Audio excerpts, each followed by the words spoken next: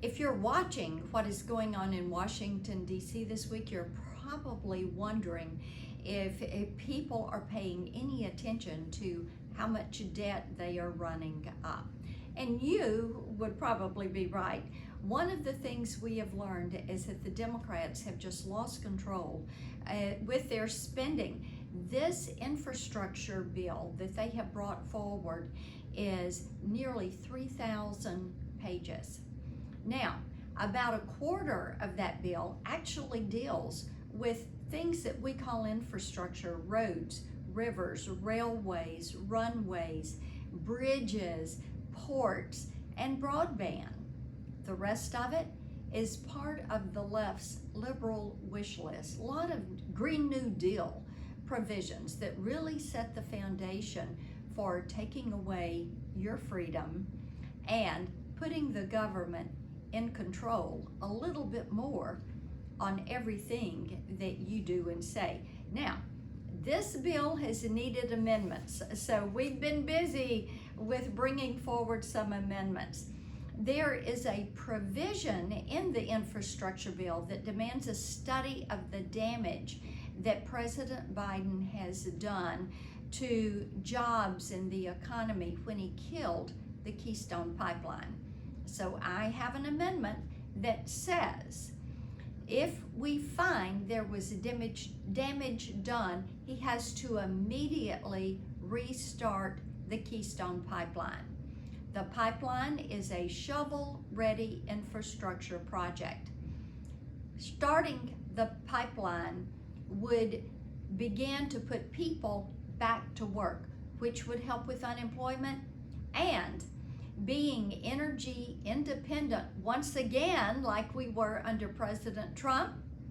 That means lower prices at the gas pump, less cost for getting food to grocery stores and children to school, and more money in your pocket. I've also introduced 2 amendments that would stop the Democrats from over-regulating broadband providers. Now in Tennessee, our ILECs, our CLECs, our cable providers have worked so hard with local elected officials and our state officials to close the digital divide and to make certain everybody has access to high-speed internet. Well, what are the Democrats wanting to do?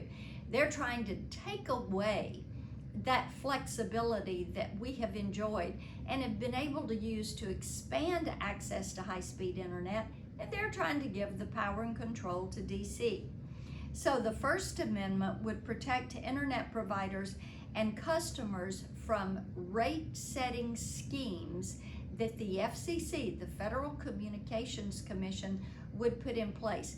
That way, they would be deciding the rate that they thought would work and not your local provider. We think that local providers being able to decide, because they can make certain the rate is going to be a more fair rate and is going to suit your community. The second would protect taxpayers from having to fund municipal broadband networks.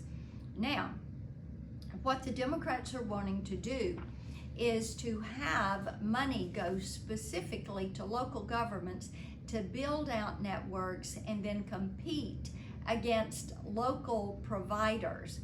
The problem with that is when you have a government-run network, it is not kept up to speed with advancements and improvements like one that is owned by companies that are there providing that service to providers. And last but not least, I filed an amendment to kickstart the ultimate infrastructure project. Number 1 on the list of Tennesseans we talk to every day: build the wall. It is ridiculous that all the components for the wall, all the equipment is at the border. I've been there, I've seen it. And now all of that money should go into building the wall. So I say, look, Amtrak should be able to support itself. And we're giving Amtrak billions of dollars. Let's take $1 billion and let's build that wall. Let's secure our southern border. Right now, the cartels are running across that border with drugs, human trafficking, sex trafficking, labor gangs, MS-13 gangs. They are abusing people mentally, physically, sexually as they are making this journey. Let's put that barrier there so that the cartels can no longer carry out these human rights abuses, so that the cartels can no longer bring these drugs into our communities. Right now, every town is a border town. Every state is a border state because of what is happening at the southern border.